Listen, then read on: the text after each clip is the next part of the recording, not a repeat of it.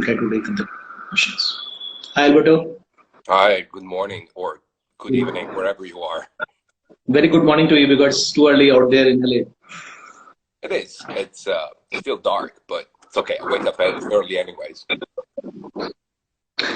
So, how's first of all, I hope everyone in your family, friends, the company, everybody's fine, healthy, and safe. All good. Thank you very much. Hope the same to you guys. And yeah, we're all in this together. That's what they say, right? Yeah, I mean because it's everybody's facing the same situation, and let's hope we'll overcome the situation very soon. So, at personal level, how are you coping with the situation, and at professional level, how are you coping with the situation? Well, the situation was not really in our hands after our region became the most affected region in the whole of Europe. That was when Italy, the government, shut down everything and basically forced a lockdown. So it was quite interesting the first days because we had the impression that not many were really understanding what was happening. And I'm talking about the market, I'm talking about the customers, I'm talking about even my people. It's like, guys, we have no choice. We gotta stop. I mean, this is going to escalate to a point that things are going to get dangerous, and workers' safety is the most important priority. So it's something that really makes you look at things differently, and it's something which is bigger than you, and you have to accept it. Definitely.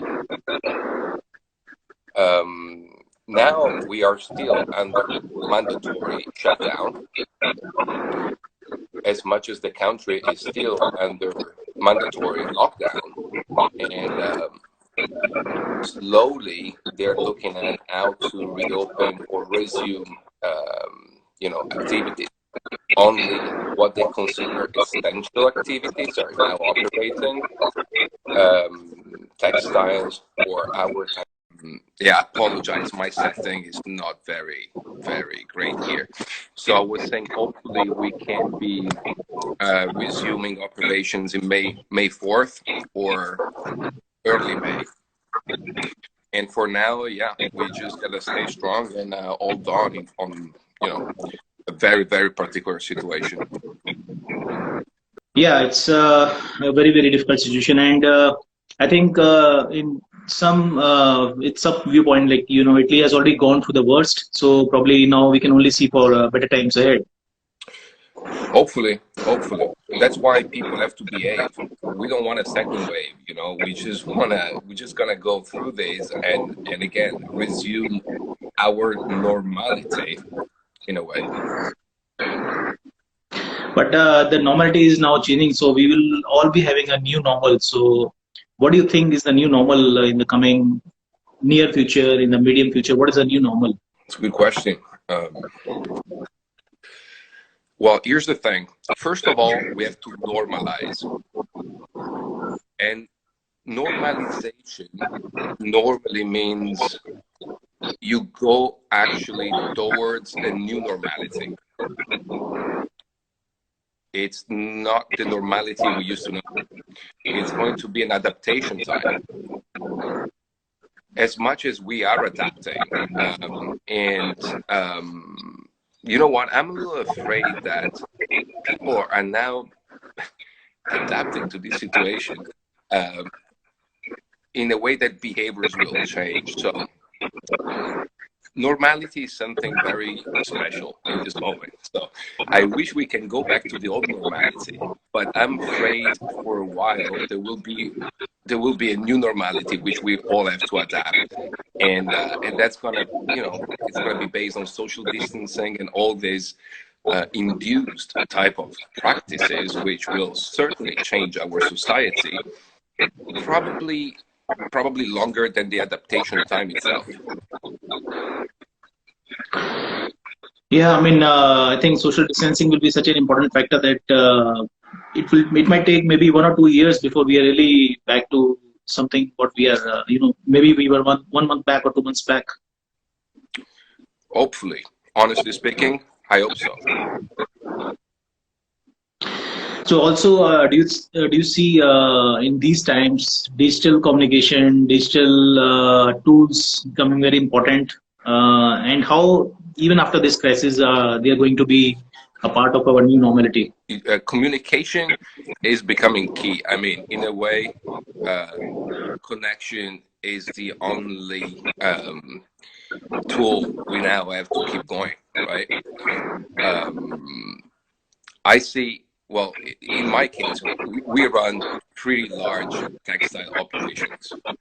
And if you don't produce, there's not much to communicate about. That's what I keep saying. Um, we made a miracle by finalizing the last collection, which got shipped out to our agents right before the shutdown. And the past 2 weeks have been very interesting because the marketing team, which is working remotely from home, we put together a very, very amazing presentation about a very good collection, which we rushed at the very end of March. And I've been working a lot with them. And again, well, I'm particularly in love with technical type of marketing, but since we're going somewhere, I mean, our R&D never stops, right? And we're taking it to a different level. And the description of it, which happens to be what you want to communicate about, is something which requires a lot of effort. It's not just a couple of sentences or a couple of fireworks. We're talking about some serious technical approach into our marketing and into our communication. I hope that people now are willing to know more about things. So you want to feed people with more information, deeper information. And here's communication key, I mean, to be successful when you want to show the difference between your product and the others. But it has to be very honest and transparent, of course. And today, we're all sitting in our living rooms, and I think we have a little more time, to dedicate to the information we gather.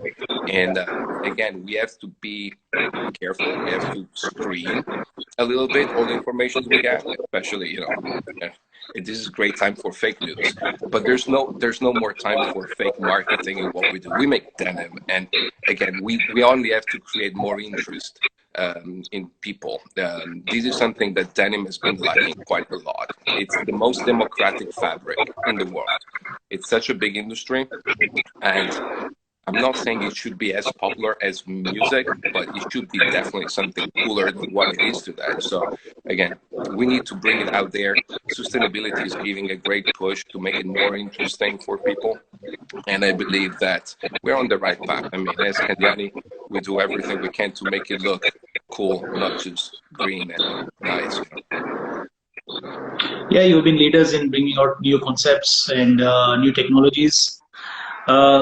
One thing I'm curious about, your company was founded before the Second World War. That's what I know. And you have been through the Second World War, and there have been, your family has learning from that time when it was also a very disrupting time. So from that time and compared to this time, I mean, do you compare like what was the situation during the Second World War and what is the situation now? What is really the difference, or there are so many common things? That is a very interesting question. Yes, our company went through that moment when it was a much smaller company. At that time, we were just a tiny mostly weaving workwear fabrics. Today, we are a much larger company in a global market. The market wasn't global back then. It was very domestic. It was very local. But of course, we've been through suffering, that's for sure. And, this last collection we made, we called it Reboot. I think the concept behind Reboot is basically what tells you about our approach. We believe things don't stop. Things didn't stop during the wartime. Things did stop this time with the mandatory lockdown.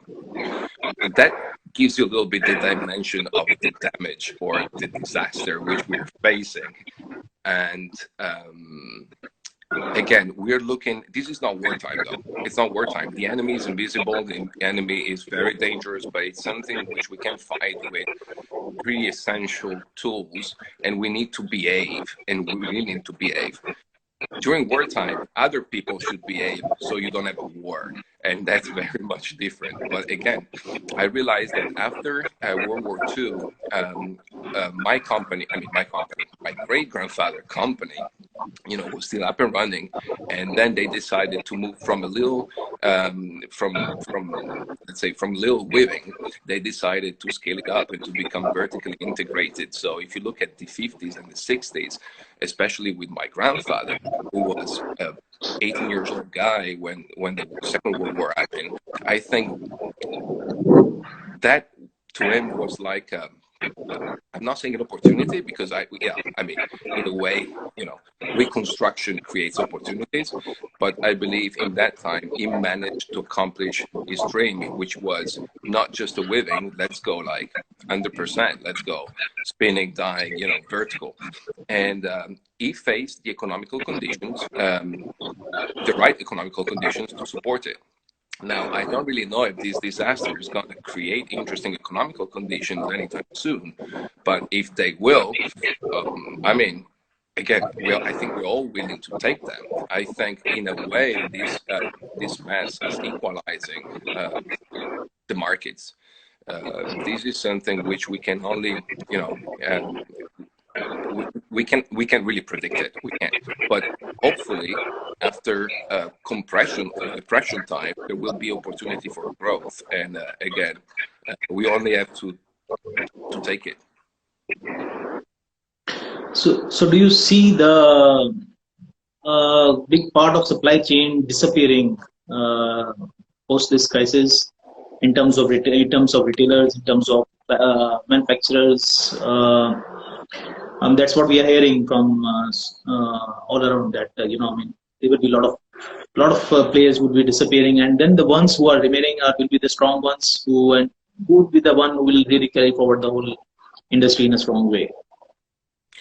Look, I'm afraid the industry is going to take a serious hit, a serious one.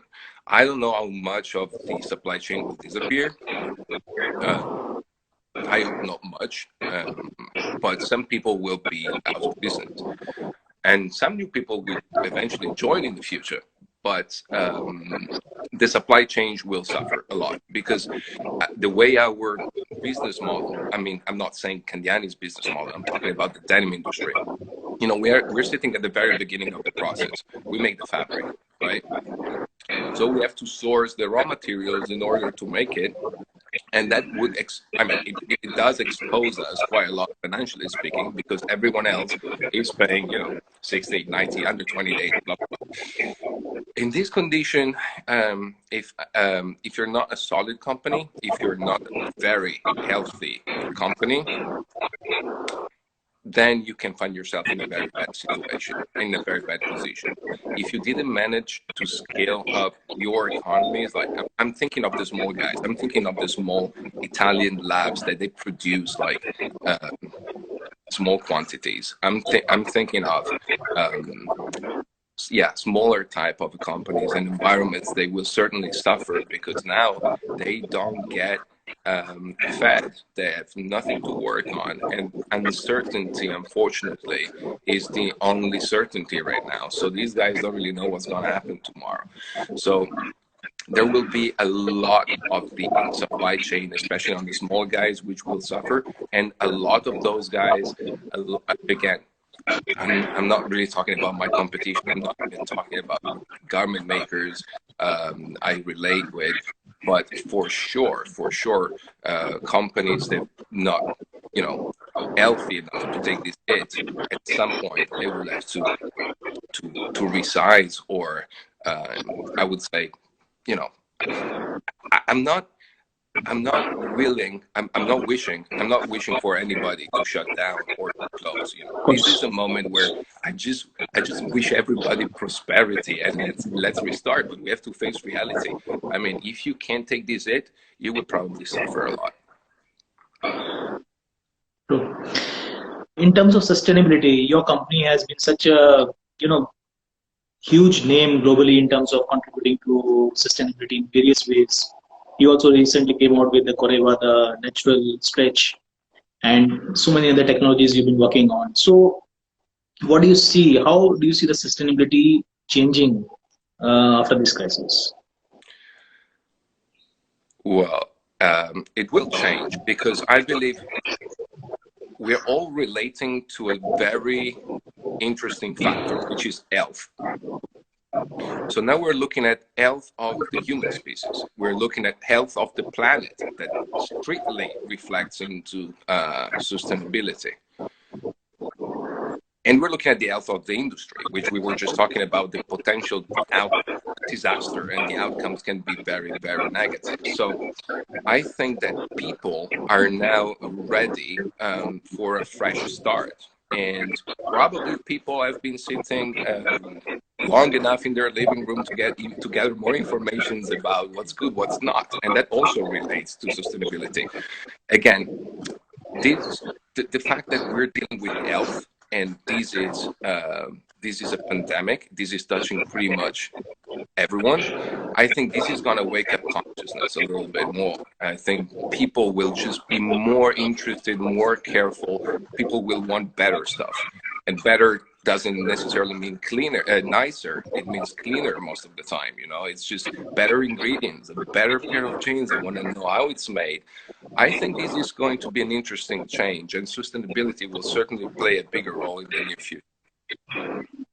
And do you think denim can also contribute in some way in protecting the health of consumers in some way with applications, with future technological developments? We can help in people preserving their health by using denim. I think there is an opportunity there.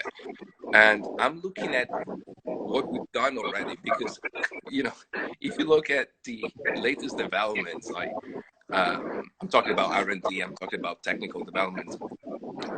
We work with Ketotex and with Ketozan a lot, which is a natural polymer, right?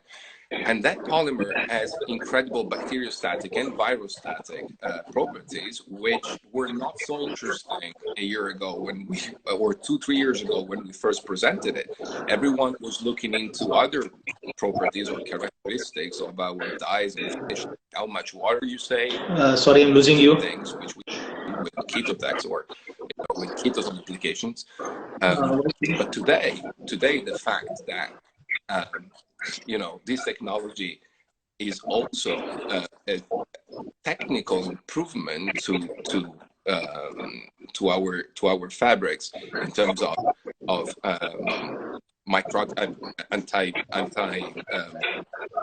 virostatic or bacteriostatic properties. It's literally changing the game. And again, I think we always think of technical denim as a synthetic thing, and we probably need to change our mindset a little bit, because it doesn't necessarily mean that you go technical just with polyester. So it's finally time to look at this differently. Yeah, absolutely. I mean, biosynthetic products are available. Much cleaner chemistry is now available, even for smart applications like viral-resistant finishings. And again, we're doing a much deeper study now on our Ketotex and the Ketozan application, because we believe we really have an ingredient which will make the difference. Even your reboot collection also has some elements of this kind, or you will work for that in the future? Yes, it will. The second release, because we had to divide the reboot collection into releases. The first one, which is already in our agent's hands, and then there will be a second release, which is about special finishings. And in this particular second release, we will certainly have more Ketotex products, and again, we'll probably market that a little bit differently now, but will certainly expand that part of the collection as well. Coming to consumers, what are the major changes you see in the consumer perceptions post crisis when they come out to shop? When they are able to come out, and will this really differ from region to region? Second question. Will it be, this perception will be different, the reaction will be different in different regions? Let's say Asia is different and Europe is different and US is different in terms of consumer reactions post crisis. Again, the big problem now is related to uncertainty. So uncertainty creates depression. It's not just about the crisis. I am afraid that some people, I'm talking about consumers, but we should talk about citizens, right? So consuming behaviors of citizens will certainly change for three reasons. First reason, there will be less money. And now, again, I can't really tell you how big the economical depression can be. So it really depends on what's the spending capacity of people in the future. And I'm talking globally. I'm not just referring to Italians or Europeans or Americans. I mean, this is something which we cannot predict yet. Second factor is uncertainty, as I said. So let's say that even if this is not going to escalate, even if the damage is not as big, people will be way more conscious about the way they spend their money. And again, I hope they're going to look for better stuff instead of buy cheaper and more. I think buy less and better. And then the third aspect is something maybe a little sci-fi, but I'm afraid that the adaptation time will make some people mutate. I'm talking about behaviors, and mutation. Mutation means that you're gonna go somewhere else. You're becoming a new living being, a new living thing, thinking differently. And I believe a good part of our society is now mutating into something else. And I can't really tell you what's going to happen in the future, but some of these guys, those guys are not really going to go back to the old normality we were discussing earlier. These guys will behave differently. So we have to understand that their behaviors, and we have to be prepared in case, again, we want to make business with those guys or we're trying to sell them something. I believe this is going to be a small part of the population, but I can already tell. I mean, I can give you a stupid example. I mean, people working remotely from home. There's many people thinking, I don't really know. I don't really need to go back to the office. I don't really need to commute. I don't really need to do that because now I can do this from home, which is certainly true. But this is something which was totally unexpected 6 months ago. And how does that reflect into our daily economics? Again, no more commuting, the gas, your car, or, the lunchbox. I mean, again, I was just saying that we cannot really predict. We cannot really predict what's going to happen, but what we can predict is that things are going to change. That's for sure. And again, we're humans. We adapt to change. It's the reason why we've done so good for the past millions of years. And I'm confident that, again, I'm confident we can resurrect from this. Again, what's scary right now is the uncertainty level, which is complicating everything. That's true.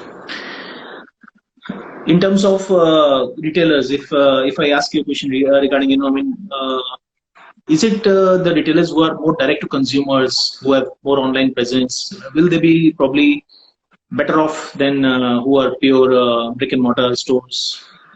They might be better winners in the future. Yes, there is an opportunity there, for sure. Now,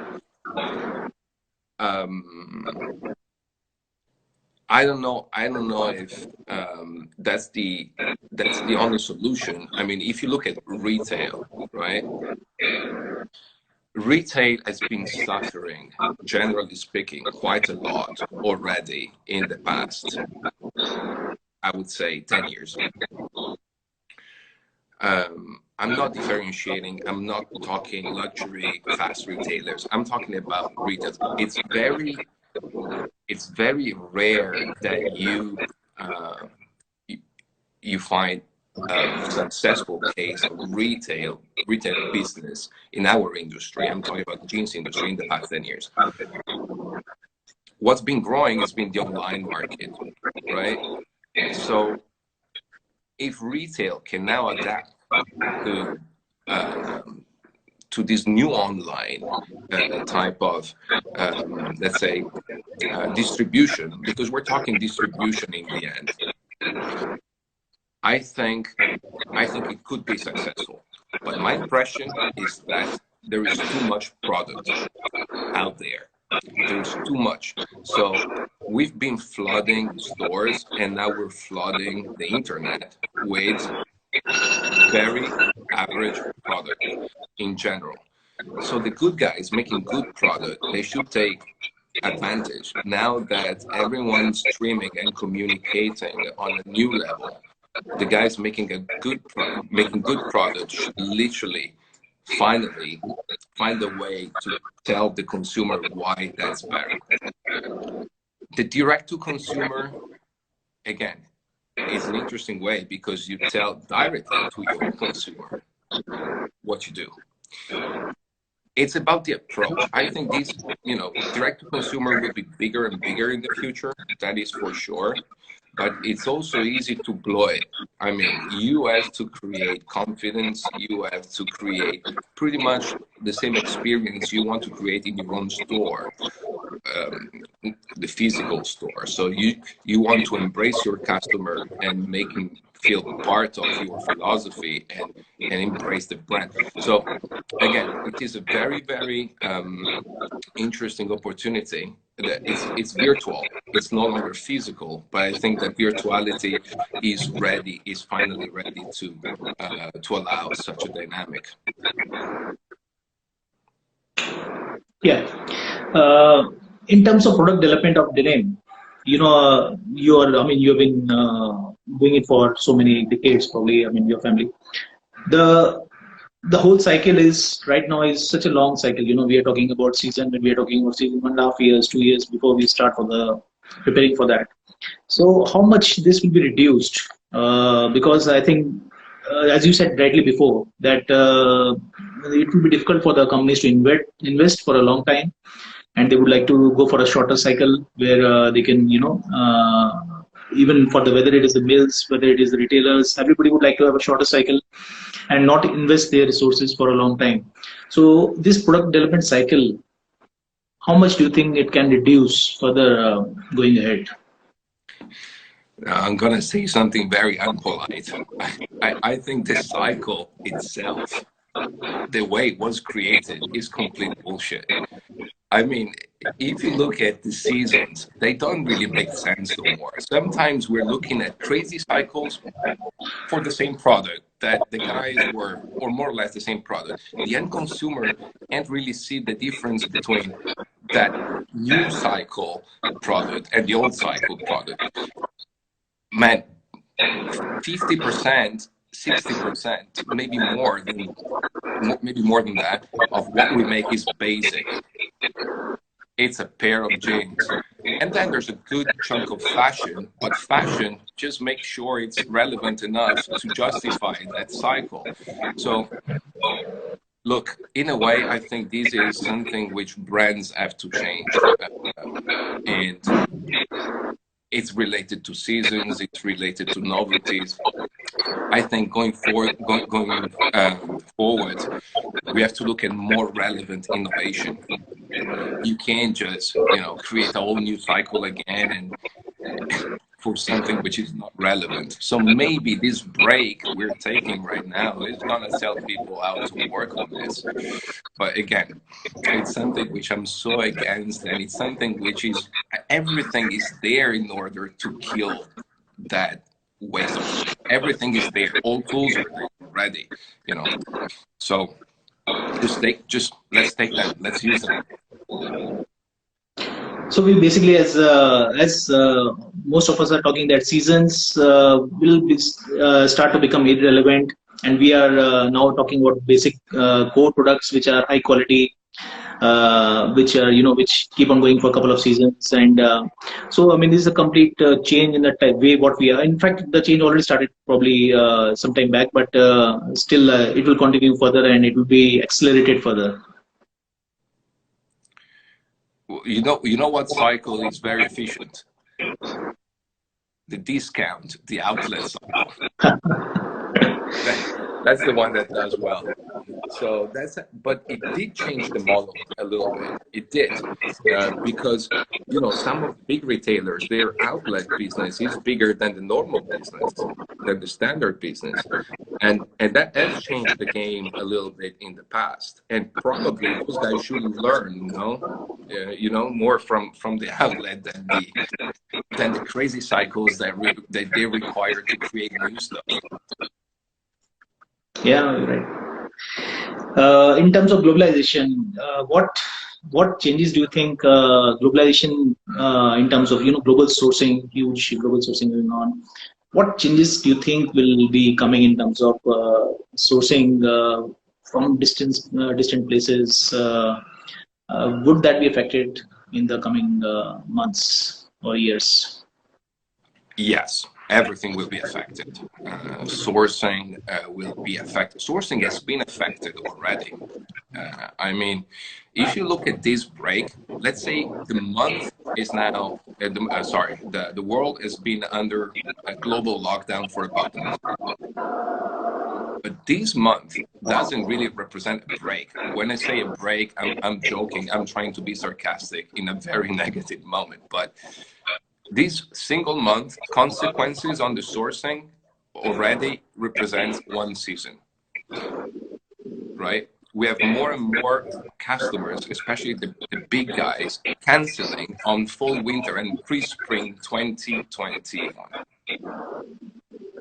I mean, look at the cotton.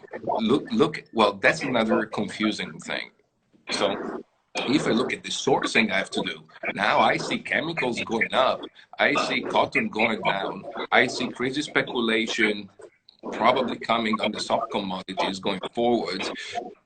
Again, uncertainty is the factor right now, and I really, really believe no one is in control. And again, this thing will create opportunity. When you face this type of uncertainty, you have to wake up early and you have to realize what's going on before others do, so you can act in a smarter way. You just can't wait. You just can't sit and let's wait out the market goes, and no, you have to act. And I don't mind the fact it's time for action in a way, but again, sourcing is a little scary going forward at any level. I'm talking about mills, I'm talking about brands, I'm talking about the consumer, I'm talking about the citizen. When they source a new item, or they buy or they purchase a new item, they find themselves, in that situation, they have to make a more important decision today, especially if they will have less money in their pocket. Yeah, I mean, that is probably one of the effects of this would be nearshoring, when the brands are more comfortable sourcing from somewhere closer rather than too far. Again, I wish that happens, but in a way, I'm very scared that the supply chain is going to lose so many parts that I don't know if that's. I've been thinking about that a lot. Many people are asking me. Italy now is a new opportunity, the local production and blah, blah, blah. I wish, again, if this is going to be over in a month or two, if they come up with a vaccine and everyone's going to be positive again, I promise yes. But if this uncertainty lasts longer, I'm afraid some people will go out of business and the supply chain will fall apart even more than what it already did in the past 20 years. So again, right now, I think we should be very careful in terms of local and global collaborations. And if you have a good network, if you have good partners, I think Candiani really does, especially when it comes to the garment makers, globally speaking. I mean, I'm looking at Italy in first place, but even in the rest of the world. So if you have those connections, if you work for the right brands, for the good brands, and you work with the right garment makers, you can be solid together, and you can become a new type of supply chain. Again, it's a combination of local and global dynamics. So it is maybe we in the future we are looking at more strategic collaborations rather than just buying and selling. More more closer, more deeper relationships between the buyers suppliers in various stages. Sure, I think that also relates to transparency. Transparency is something which the consumer is very much interested, and I think those collaborations are going to be great collaborations to be told, to be communicated. So again, when I was talking about the creation of a new type of supply chain, I'm talking about a more dynamic supply chain that is transparent about what does and knows how to communicate it, knows how to make it interesting, and yeah, more and more collaborations for sure. I mean, when tough time, so it's a better idea to cooperate and collaborate instead of fighting More each other. deeply, cooperate more deeply and more strongly, rather than currently what we see, flipping from one customer, one relation to another. If you were to rank, and let's say for the denim fabrics, if you were to rank one, two, three, the biggest changes in denim fabrics, what we will see in the coming The times. biggest, say Uh, again. biggest three changes which will come in the denim as character of denim in the next few months or year, let's say, in the near future. What would that be? Number one, two, and three, let's say. So, as you mentioned before, more type of technical innovation. So certainly more special finishings, which will not necessarily alterate the aesthetics of the jeans. When we talk about bacteriostatic, virostatic applications, we're looking at finishings that are transparent. So on paper, they're not really interfering with the aesthetics of denim, unless you want them to interfere, unless you want to create something special, something which looks different than usual denim. But and I see this happening. So when I say special finishings, that they go in this technical direction, I think the next couple of seasons will be quite big. And then again, denim is there's a lot of denim that you don't want to change when you make it. So the very complicated aspect of innovating denim is that you want to make something new without really making something new. So you have to work on the ingredients. You have to Yeah. work on what I call smarter ingredients. Ingredients they can make a better pair of jeans, which means cleaner and nicer both at the same time. And I believe what's going to change is a little bit it's not really the aesthetic, it's the content. So again, we will find more and more interesting compositions. We will certainly find more and more sustainable stories and sustainable ingredients as well. Again, I really hope the industry can be fair and talk about sustainable products more than sustainable stories, or at least when you have to come up with a sustainable story, make sure you have a product to talk about and it's not just marketing. But yeah, and I think what's going to change again, it's related to the model, to the content, and not just the composition content, but also the message, also we talked about transparency.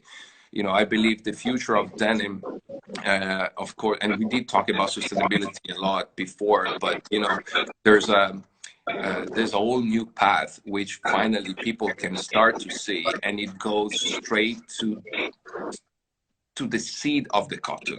It goes straight, to the nature of the of the dye stuff.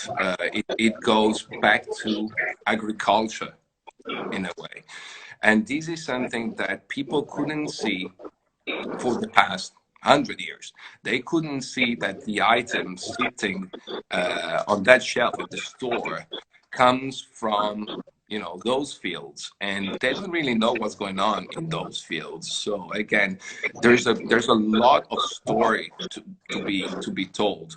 I mean, again, storytelling is going to be such a big deal, but again, you have to tell the story of something good, and you have to make something good in order to tell that story.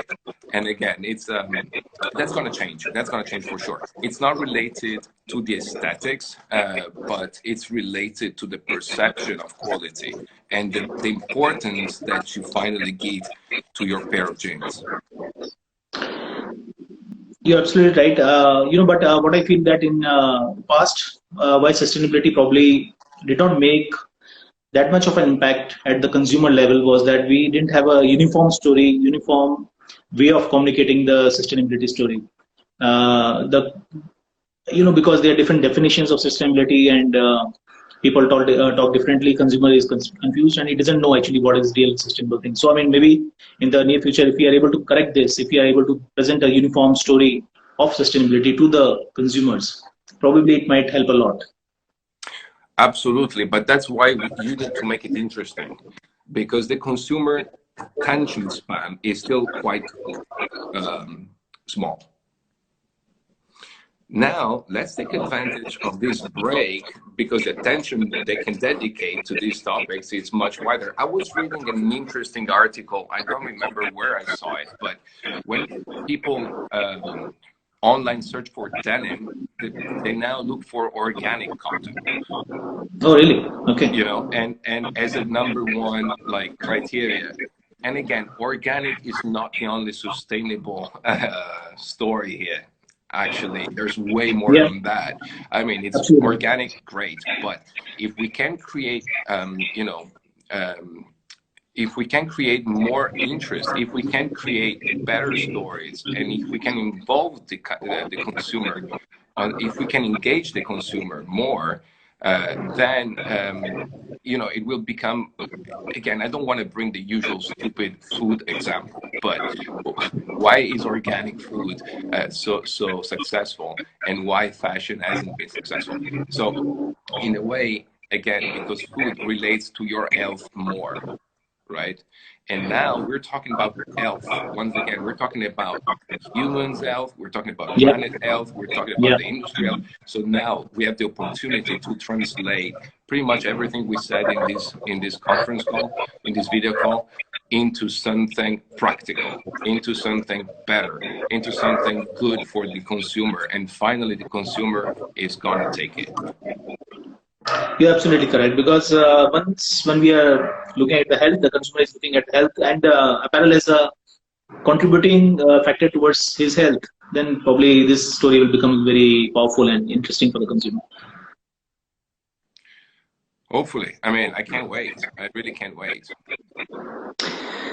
What are the main big positives you see from the current situation? Of course, we have spoken about sustainability. We have spoken about some other factors. Any other big positives you see from this situation? Such a negative situation, but still, do you see another the big positives from it? Well, as I said earlier, I'm a little scared to talk about opportunities in this moment.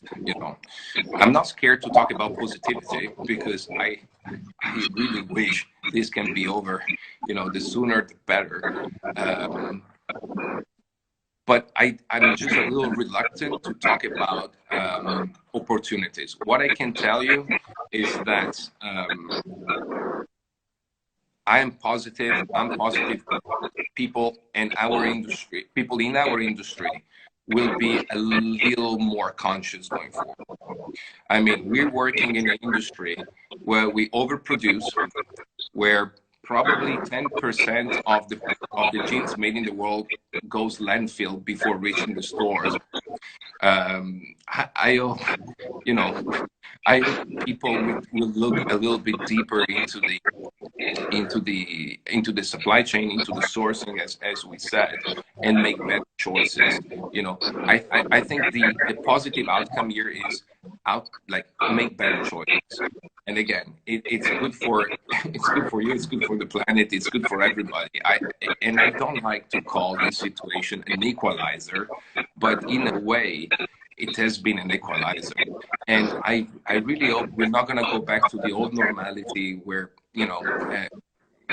just the global consumeristic approach, I think, is going to be over after this crisis. And once again, if I have to be positive about something, I'm positive about humans' consciousness. Yeah, that's a very big thing. We have so many friends here from the Tamil community. Would you like to say anything else to them?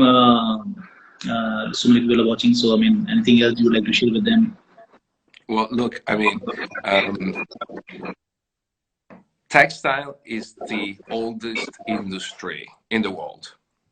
We've been here since the Industrial Revolution in England, and we're not going to go nowhere. We're staying. But textile has also been one of the most polluting industries in history. So let's reflect. Let's look at what we've done and what can be done better. We have to take this break. Let's try, to make it profitable and to come up with solutions. Let's try to get together and understand that probably the world needs less and better, because less is always more, when less is also better. Less and less is not good. So we certainly, this world certainly needs less crap and better stuff. And again, let's enjoy this little break and let's come up with brilliant ideas to make less and better stuff. Thank you. Now I would basically like to thank you, Alberto, and also a note for all the Italians. I mean, the entire country has been fighting so strongly with this crisis and so united. And I think now it's we see the end, the light at the end of the tunnel. And I hope that Italy recovers very fast in coming weeks. And we all of us get hope from that. We also want to be hopeful that okay, now Italy has fought its battle and it's now coming back. So we also, every one of us gets hope from that. Thank you very much. I really appreciate your thoughts. And again, I was never expecting, to face anything like this. And when Lombardy, when my region became such a crazy hotspot, I thought we were living a sci-fi movie. And then I decided to join my family here in Los Angeles. My wife and my kids are temporarily living in Los Angeles for family reasons. So I came over here, and now I see what's going on in New York. And again, everyone's talking about this curve finally flattening. Again, let's make it flat. I mean, people have to behave. And it's so tough, man. I have friends, they're locked in a tiny apartment with 3 kids for about a month and a half, and they're losing it, and how to blame it. But again, we can make this, if we can make this effort, if we can make this, if we can go through this, then once we're out, we can make so much better than, look, put it this way.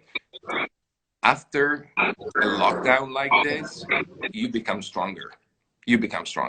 So even if it's going to be an economical disaster, I really count on people. And stronger people are better people than those that went into lockdown 6 weeks ago. That's true. We really hope that all of us come out stronger and as you said, better people. And of course, whatever we have lost during this time, we will recover maybe in some time, and let's try to do better for the society, for the community, for the world as a whole. We are very vulnerable. That's what we learned, right? Yeah, and we are it's good to keep that in mind, actually, going forward. We are just the guests of this of the nature. We are not the boss. We are the guests out here. The nature has reminded us that. Thank you. Thank you, Alberto. Thank you so much. It was real I'm pleasure sorry talking the to you. connection was bad. I don't know what's going on. I mean, again, I think probably there's too much of load also on Instagram because now because so many people are using it. Probably it can be also be a factor that there is a increased load on the these platforms. we'll try to make it better next time. Sure, it was a real pleasure, Thank you Alberto. so much. Thank you. Thank Bye, you. everybody. Thank you. Bye, bye. Bye-bye. Ciao, ragazzi. Ciao, ciao, ciao.